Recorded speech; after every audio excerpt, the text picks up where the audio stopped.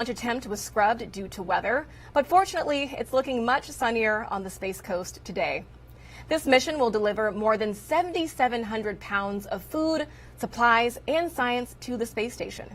This includes a new pair of roll-out solar arrays to power the orbiting laboratory and tomato plant seeds for the continuous fresh food production system. These resupply missions help NASA and our partners continue research that could better our life right here on Earth and help us explore deep space. That being said, let's go now to SpaceX headquarters in Hawthorne, California, where Jesse Anderson is standing by to tell us about the rocket fueling today's mission. Jesse, how are things looking? Great. Thanks, Jasmine. Hi, everyone. My name is Jesse Anderson. I'm a production engineering manager here at SpaceX. It's great to be covering today's mission in partnership with NASA. The rocket that you're looking at on your screen is brand new. The Falcon 9 and Dragon spacecraft will be flying for the first time on today's mission. So far this year, we've launched 4 Dragon missions: Crew 4, Crew 5, Axiom 1, and CRS-25. Today's launch marks SpaceX's 5th Dragon launch of 2022 and our final Dragon mission this year. Now, looking at the rocket on your screen, above the Falcon 9 is the Dragon spacecraft sitting at the very top. Now, as I mentioned previously, the Dragon that you're seeing on your screen will be embarking on its first flight and will be joining the Crew 5 spacecraft already docked at station. Moving down the vehicle, we have our reusable 2-stage rocket. Falcon 9 is actually 2 rockets in one. The lower part, which is also the largest part of the rocket, is called the first stage. The smaller stage above the first stage and the black inner stage is called the second stage. Not only does SpaceX's second stage look similar to the first stage, it also has the same diameter, uses the same metal in the tanks, same computers, same propellant, and nearly the same engine. This allows us to use similar tooling, design, and systems to essentially build 2 rockets that are more reliable. Now, above the first stage and black inner stage is our second stage. The stages will separate about 2.5 minutes into flight, and then the second stage will ignite its MVAC engine, which is the 10th engine on the rocket, to carry Dragon to its desired orbit. Now, moving down the rocket, the bottom of the first stage has 9 Merlin 1D engines, hence the name Falcon 9. These engines accelerate the vehicle through the Earth's atmosphere and into various orbits in space. And we will be attempting to recover the first stage on our drone ship named Just Read the Instructions today, and there you can see it on your screen, currently positioned off the coast of Florida in the Atlantic Ocean. But for now, let's turn it back over to you, Jasmine. Thanks so much, Jesse. In addition to SpaceX in California, NASA teams both here in Florida and Texas are monitoring today's launch as well. You'll hear from Sandra Jones inside Mission Control Houston. But first, let's check in with NASA's Megan Cruz, who's monitoring the launch team here at Kennedy. Megan? Thank you, Jasmine, and welcome everyone into Hangar AE at nearby Cape Canaveral Space Force Station. This is where the Space Force monitors things like the range for us, making sure it's safe to fly where we intend to fly, but also the weather, which, as you said, Jasmine, is looking much better today than it was on Tuesday. When we tried to launch on Tuesday, we were 30% go because of things like rain and clouds. Today, we are 80% go. Launch Weather Officer Alina Moses is currently tracking some storms to the east of us, but expects them to remain well offshore today. Now, right now, fueling of the Falcon 9 rocket is underway. It started about 20 minutes ago at T-minus 35 minutes. RP1, or rocket-grade kerosene, is being loaded into the first stage. Liquid oxygen is also loading into the first stage and should begin on the second stage momentarily. The white clouds you see that are coming off of the rocket, that is because SpaceX is venting off some of that liquid oxygen to maintain the right pressure in the tanks, and those clouds form when the LOX makes contact with the humid Florida air. Now, we have an instantaneous launch opportunity at 2:20 and 43 seconds Eastern Time if we want to dock with the International Space Station tomorrow morning. For more on that, let's head over to Sandra Jones in Houston. Good afternoon. I'm NASA's Sandra Jones here inside the International Space Station Flight Control Room at the Johnson Space Center in Houston, Texas. Mission Control Houston is the nerve center for space station operations, and our flight control team is on console as they are 24 hours a day and are ready to support today's cargo launch. Leading the team in mission control during today's launch and during this Orbit 2 flight shift is NASA Flight Director Adi Bulu. The ultimate destination for today's Cargo Dragon launch is, of course, the International Space Station, where right now the 7-person Expedition 68 crew continues to live and work. That crew includes NASA astronauts Frank Rubio, Nicole Mann, and Josh Cassada, as well as JAXA, or Japan Aerospace Exploration Agency astronaut Koichi Wakata, and 3 Russian cosmonauts, Sergei Prokopyev, Dmitry Petelin, and Anna Kikina. When Dragon arrives to the space station on Sunday, it will dock to the zenith, or space-facing port of the Harmony module, and NASA astronauts Josh Cassada and Nicole Mann will be on tap to monitor the approach and docking. Dragon will spend about 45 days attached to the International Space Station before it undocks and returns to Earth with critical research and return cargo and splashes down off the coast of Florida. But for now, everything continues to look good on the station side for today's launch, so we'll toss it back over to you, Jasmine. Thank you, Sandra and Megan, for those updates. We are now about 13 minutes and counting from liftoff of CRS-26, so let's get a closer look at some of the science flying on this mission.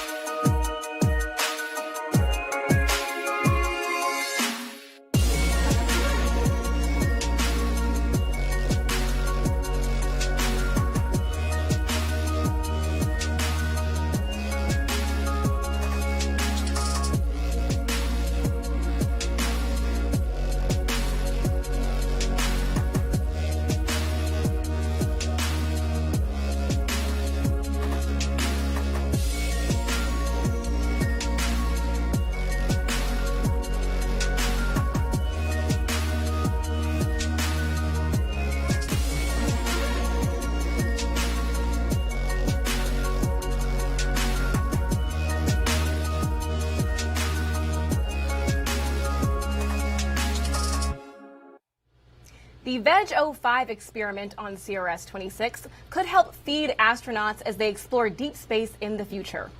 In this experiment, small tomato plant seeds are grown in 2 veggie chambers with different LED light conditions for 104 days. Then they are analyzed for how many tomatoes they grow and their nutritional composition. Station crew members will rate their flavor, texture, and juiciness. This resupply mission will also increase the power on station with 2 new roll-out solar arrays. These are also called IROSAs. After being installed on upcoming spacewalks, the arrays will roll out using stored kinetic energy, almost like a yoga mat. The IROSA is a new design that uses 1 piece of flexible material that snaps open in space. We are now at T-minus 11 minutes and counting from liftoff of the 26th Commercial Resupply Services mission from both NASA and SpaceX to the International Space Station.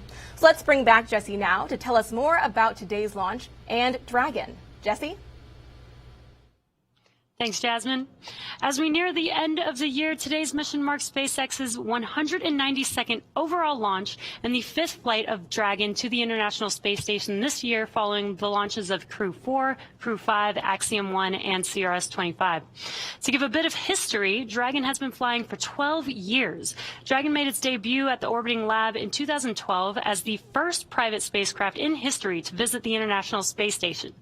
Now, since then, it's made 32 trips to and from the orbiting lab, and today Dragon is one of the few vehicles that can deliver significant cargo to the space station and the only vehicle that can deliver cargo from it.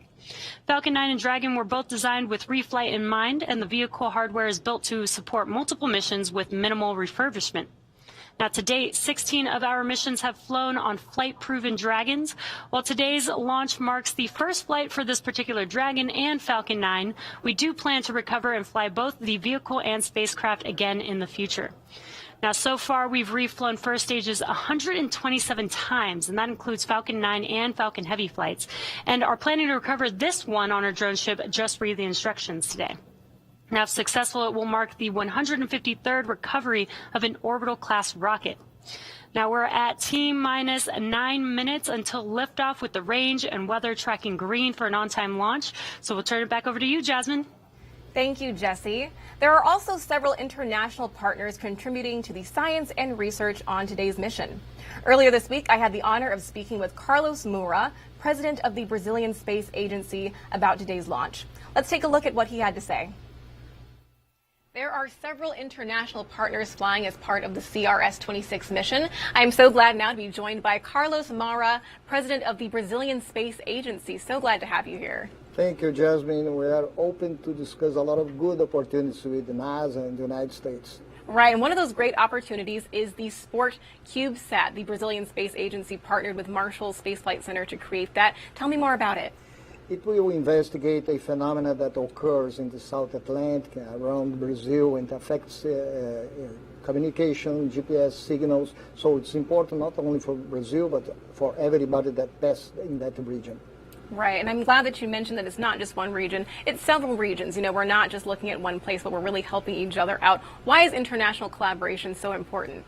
Well, space is an open domain. We can share opportunities. We can advance in the science. We can share the risks. So that opportunity with NASA opened a new domain for us, not only with the nanosats, but with all other missions, scientific and technological missions also. We have a good future ahead. Oh, absolutely. A very bright future. You're also helping with the Artemis missions. Can you tell me how the Brazilian Space Agency is involved in those? We're involved in a lot of nanosatellites. Some of them are academic. We will have in February the first private satellite in Brazil. It's also a nanosat. We are opening in December the Alcântara spaceport for private operations. So the new space is booming in Brazil. Absolutely. It very much is booming in Brazil. Any thanks that you want to give to your teammates that have worked on these things? Well, with that first satellite with NASA, we open opportunities for science, for technology, for business, and we hope we can do a lot of good things concerning space around the Earth and also in the Artemis. We have a mission already planning and advancing for the Artemis program. That is fantastic. A lot of great things happening in Brazil right now. Carlos, thank you so much for joining us. Our pleasure. Go to space. Absolutely. Go to space. All right. Now we are just about 6 minutes until liftoff of CRS-26. So let's bring back Megan here on Florida's Space Coast and Jesse live at SpaceX headquarters in Hawthorne, California to walk us through the final moments of countdown and liftoff. Take it away. Great. Thanks, Jasmine. It's T-minus 6 minutes and 20 seconds, and the SpaceX team was working no significant issues.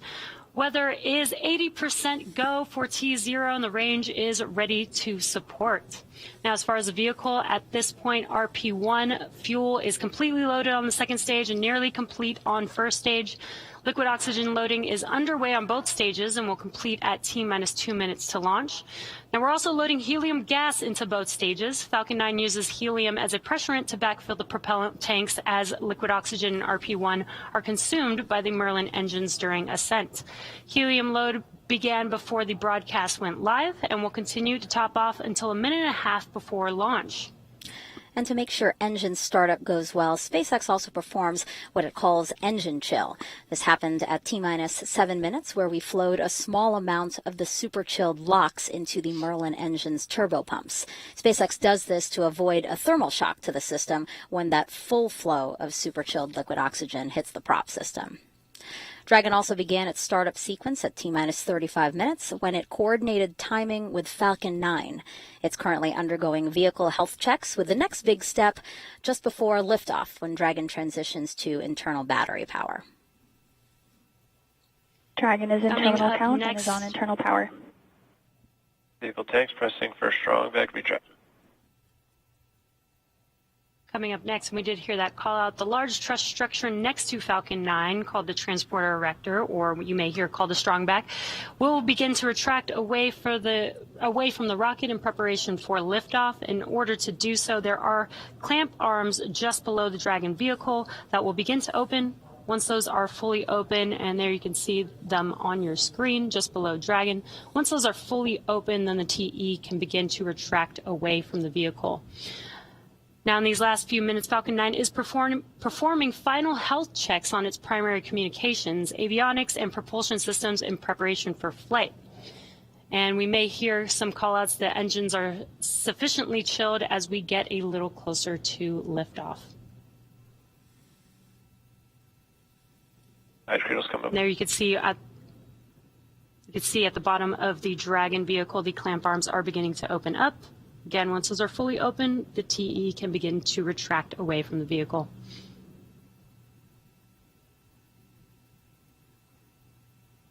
Now, as Jesse said, the next visual cue we're going to see is that strong back beginning to recline. It will recline only a few degrees at first and then fully recline back to allow clearance at launch. Now, the next call out we'll hear is stage 1 LOX load complete. That'll happen around T-minus 30 seconds.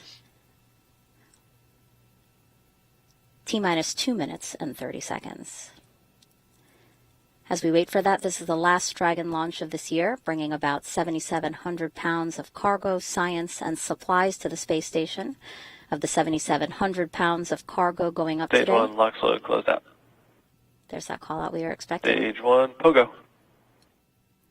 Our life support and medical equipment, also gym hardware and solar arrays. Dragon will be docked to the space station a little longer than usual, 45 days versus about 30, and that's to allow time to install those new solar arrays. Now, coming up in about 10 seconds, checkouts of the second stage thrust vector control actuators will be underway. This is often referred to as an engine wiggle test. It's when SpaceX moves the thrust nozzles slightly to make sure that the guidance hardware is go for flight.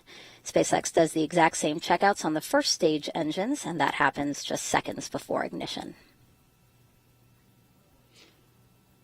Now, coming up next, at the T-minus 2 minute mark, liquid oxygen loading should be completing on the second stage, and that will wrap up propellant loading for Falcon 9. Dragon is also performing its final health checks to make sure that all of its primary systems are ready for its rendezvous to the space station. Now, again, those white clouds that you see around the vehicle is the chilled gas above the liquid oxygen Stage 2 tank LOX load liquid complete. surface. And there's that call out that stage 2 liquid oxygen Dragon loading is in is auto now idle. complete. And again, those white clouds that you see around the vehicle is the chilled gas above the liquid oxygen tank liquid surface that we vent overboard to maintain pressure in the tank as needed. When that gas comes into Gas contact launch with the warmer air, it condenses into white clouds. In about 24 seconds, Dragon transitions to internal power. Falcon 9 computers will enter startup mode, which is when the Falcon 9 flight computers will take control of the countdown, guiding the rocket through the last seconds before liftoff. And at that moment, we will hear a call out saying Falcon 9 is in startup and Dragon is in countdown. So let's wait for that. Falcon 9 is in startup. Dragon is in countdown. All right, so both stages are now pressurizing for launch. We will next hear at T-minus 45 seconds the SpaceX launch director Mike Taylor verifying go for launch. Go for launch. All right, range remains go for launch. Weather is a go. Today will be the first flight of both the booster and Dragon spacecraft. T-minus 30 seconds. At launch, the International Space Station will be 260 miles in altitude, flying south of Nuremberg, Germany. Stage 1, pressing for flight. 15 seconds. All right, here we go. T-minus 10, 9, 8, 7, 6, 5, 4, 3, 2, 1. Engines full power. And liftoff of CRS-26. Go Falcon and happy Thanksgiving ISS. That's right, liftoff of SpaceX's Falcon 9 rocket for the 26th cargo resupply mission, bringing new science experiments and solar arrays to the International Space Station.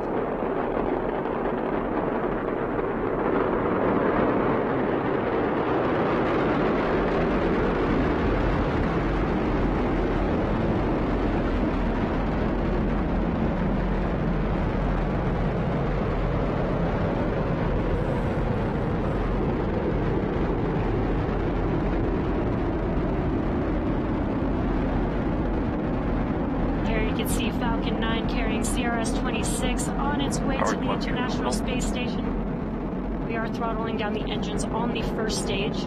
This helps us prepare for max Q, which is maximum dynamic pressure. It's the largest structural load that the vehicle sees on ascent. And we should be passing through that period.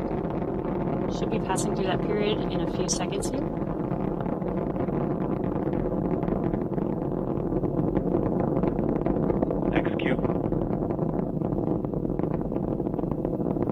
That call out that we passed through max Q.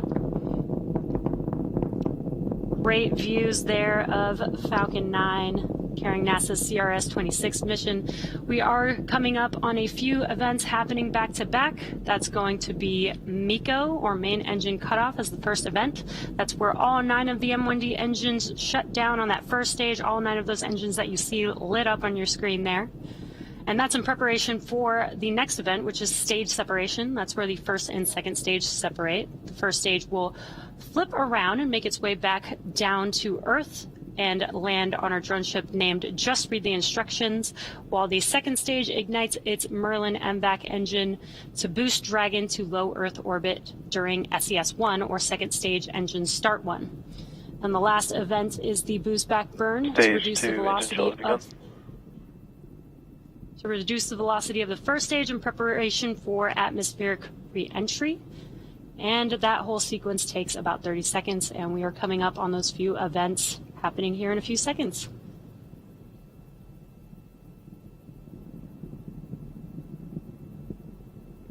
And MECO. Stage separation confirmed.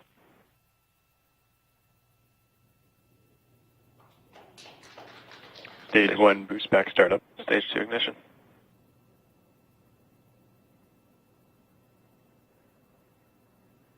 Some really cool views there. We had MECO, stage separation, the MVAC engine lighting up on your right-hand screen. We also saw the first stage kind of in the view of the second stage view there, falling back to Earth, doing a flip, and now in its boost back burn.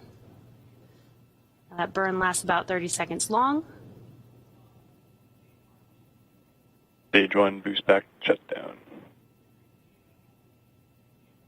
And there's that call out, and the boost back burn has shut down on the first stage.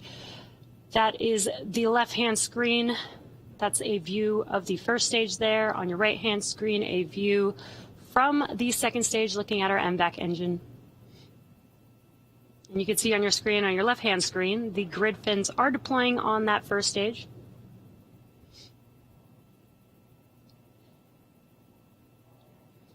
Very cool views. You're watching a live webcast for the 26th commercial resupply mission to the International Space Station for NASA. This is SpaceX's 54th mission for 2022 and the 5th Dragon flight to the International Space Station just this year. Now, we lifted off just about 4 minutes ago from Kennedy Space Center at Launch Complex 39A. And so far, both vehicles on nominal trajectories. Again, on your left-hand screen is a view from the first stage. On your right-hand screen, an awesome view of the second stage MVAC engine with the Earth in the background. For the first stage, in order to make its way back to our drone ship, again, just read the instructions. It has a couple more burns to execute. The first is the entry burn. That's where 3 of the Merlin engines reignite. This helps to slow the stage down as it re-enters the upper parts of the Earth's. Great call-outs there. This entry burn helps to slow the vehicle down as it re-enters the upper part of the Earth's atmosphere. Now, the second burn is the final burn for the first stage. It is called the landing burn, and this is a single engine burn that brings the vehicle's speed down rapidly in order to touch down on the drone ship. And you may see some bursts of gas on your left-hand screen. That is nitrogen gas burst for attitude control. And then again, you could see the grid fins. You could see 2 of the 4 grid fins on the first stage. These are hypersonic grid fins positioned near the top of the first stage. So once it's in the atmosphere, stage 1 only uses the grid fins to steer as it makes its way back down to Earth. Stage 1. Now they orient the rocket. They orient the rocket during re-entry and guide the rocket Stage 1 during entry burn descent. startup.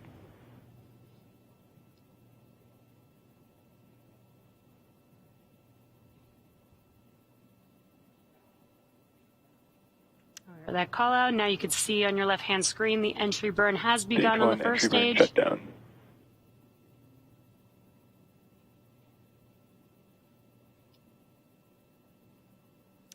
And there you can see those engines shut down. That concludes the entry burn for the first stage. Again, next up will be the landing burn for that first stage vehicle in just about 30 seconds or so. Stage 2 is still looking good on your right-hand screen. Again, a view from the Falcon 9 second stage looking at the MVAC engine.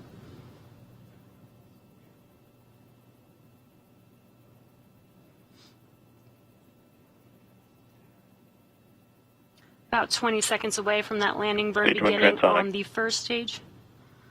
Again, this is a single engine, the center E9 engine burn to help slow the vehicle down just enough to touch down on the drone ship. Stage 1 landing Just burn. read the instructions today.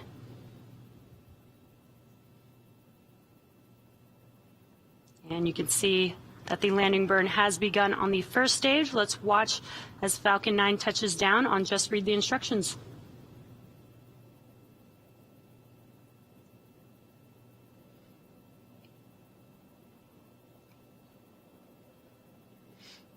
Landing leg deployed.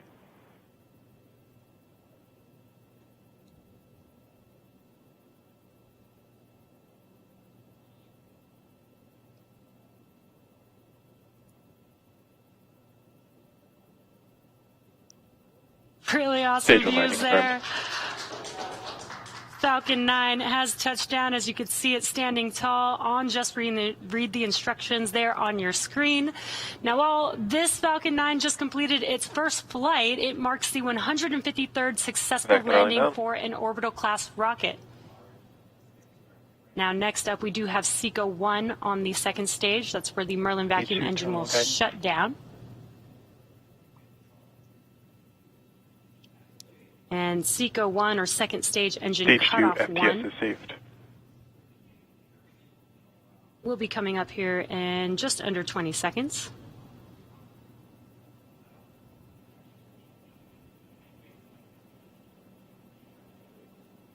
Incredible view there with the Earth in the background.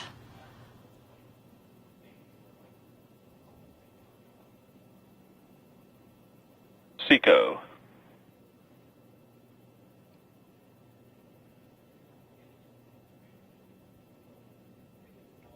And there we heard the call out for SECO and watched as that NVAC engine Nominal shut orbit down. insertion. And great call out there. That means we have confirmation of a good orbit for the second stage, still carrying the Dragon vehicle.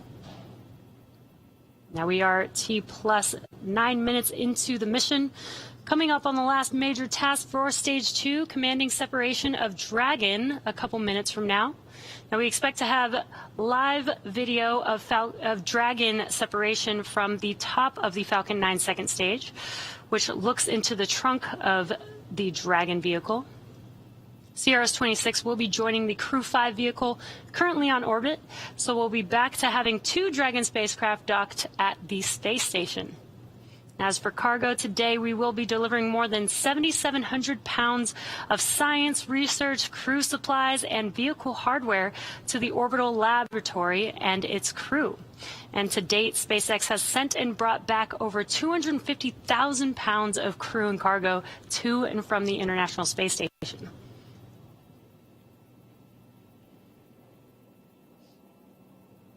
The Dragon separation is just under a couple minutes away.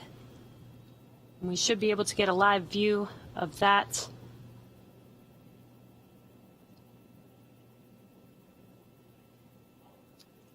Some fun facts about Dragon. Dragon has 16 Draco engines, which have about 90 pounds of thrust each.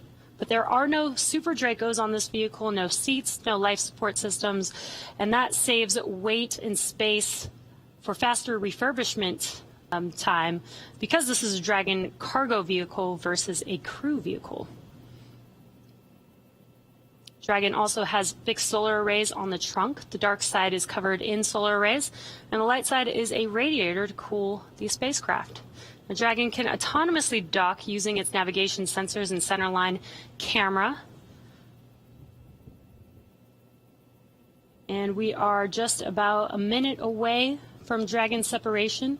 Again, if you're just now joining us, you are watching a live webcast for the CRS-26 mission for NASA.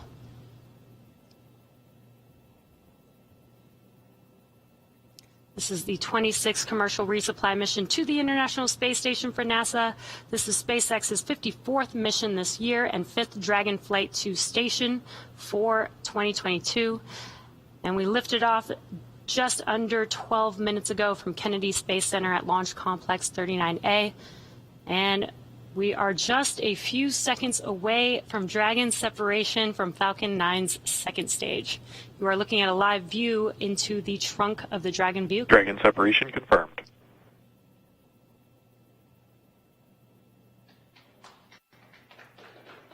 Dragon separation and confirmed. As you can see there on your screen and hearing those callouts as well, Dragon is drifting away from Falcon 9's second stage. Incredible view there. The next milestone coming up is the nose cone opening sequence. This protects the docking ring and navigation sensors. And that's going to do it for me here in Hawthorne, so I'm going to send it over to Sandra in Houston. How's it going over there, Sandra? Hey, thanks, Jesse. Beautiful launch, as always. Great to see that. And, of course, welcome back into the International Space Station Flight Control Room here in Texas. We are standing by for confirmation of that nose cone deploy. That's the next major milestone that we are tracking today. Now, the nose cone does cover the docking hardware, which will be critical tomorrow during docking operations, but also navigation and rendezvous sensors, as well as the 4 forward bulkhead Dracos. Once open, the nose cone will stay open until the end of the mission, but will be reopened just after the deorbit burn and prior to re-entry. As we look ahead to nose cone opening, it is a process that involves opening the hard capture hooks with 6 non-nose cone hooks opening and then 6 nose cone hooks opening. And I did hear that that process has now begun. Again, we are in the process of the nose cone beginning to open. These are the same 12 hooks that will hold Dragon in place after it docks with the International Space Station tomorrow.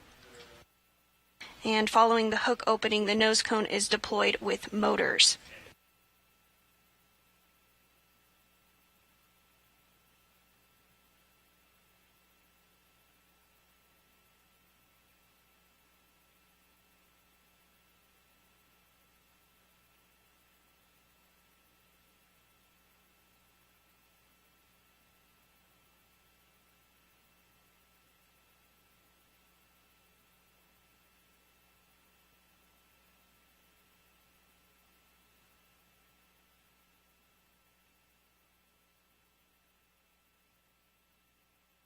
So we are continuing to stand by for the nose cone to open. This process can take a few minutes as all of those hooks do have to open.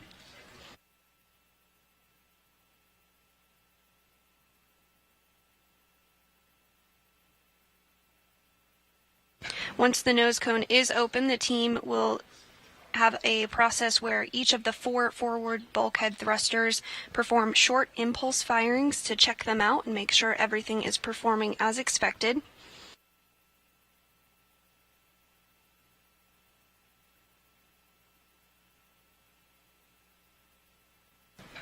Second set of hooks now opening.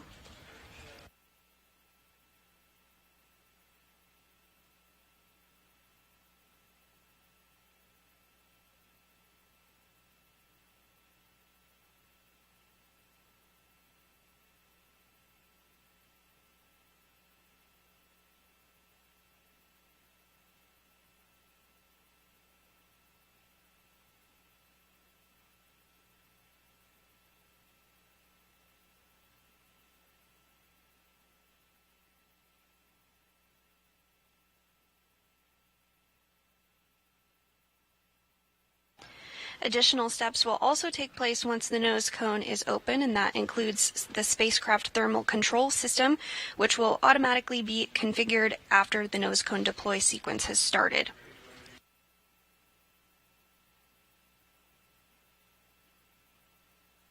The SpaceX team will also configure the systems on the trunk for operations.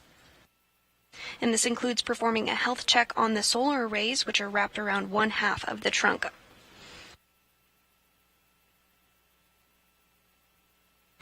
And following that will be some communication reconfiguration with the team just to verify they're receiving telemetry through TDRS. That is the network of satellites that we utilize to communicate with the International Space Station.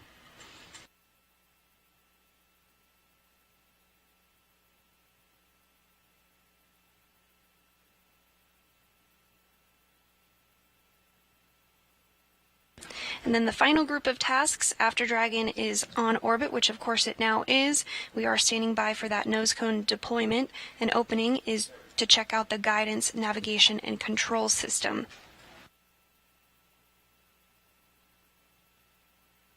This will involve verifying the rendezvous plan and taking into account the initial orbital parameters, as well as looking at the targeted rendezvous burns that will be needed as Dragon approaches the International Space Station.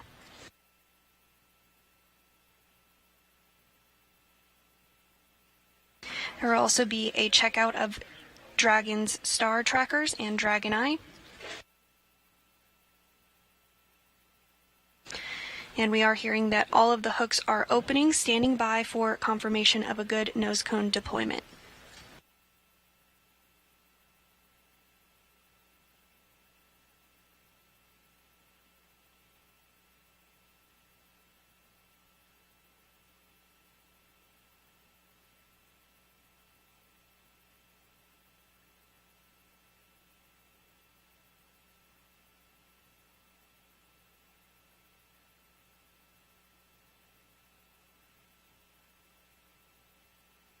And we are beginning to get a view as the nose cone does open.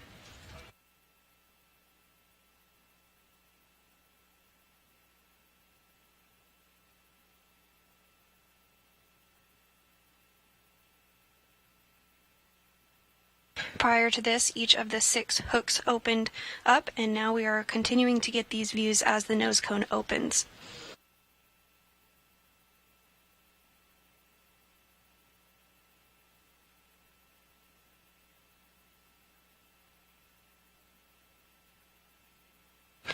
Once open, the nose cone, the Dragon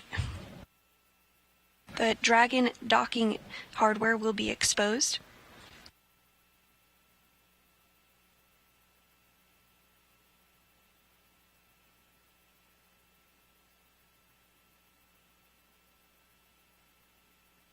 And the nose cone will remain open throughout the remainder of the flight.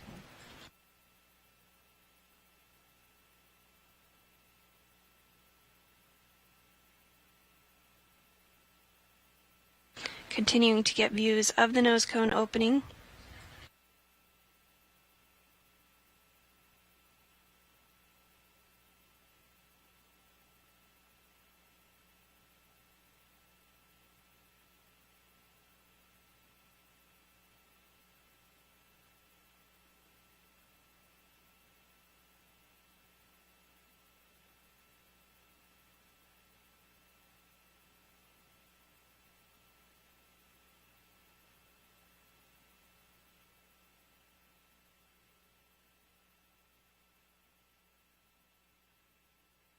And we are standing by to hear a good nose cone opening.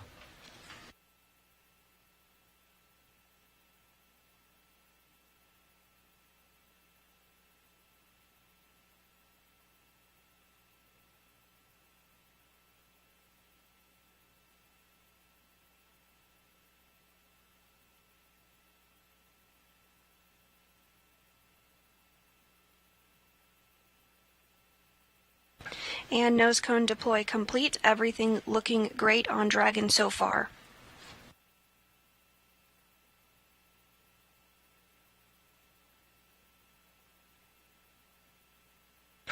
And with Dragon's nose cone now open successfully, I do have a special guest who is dialing in today to discuss today's launch.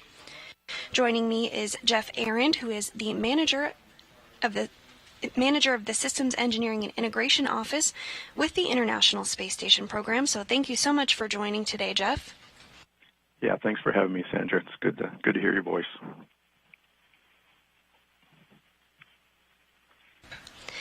So I do have a couple of questions for you, and thank you again for taking some time on your Saturday to join us. So successful launches are always exciting, but a lot of work does go in for the crew and the people on the ground. How is the combined team feeling after today's successful launch? Yeah, that's a great question. First, a big congratulations to the entire team, the SpaceX team for a great Falcon launch and healthy Dragon, the cargo team, the science team. It takes a lot of dedicated folks to pull off a launch. I know the ground teams are excited to get this mission off the ground, especially with the weather we've had of late. Everyone on the operations side is really excited.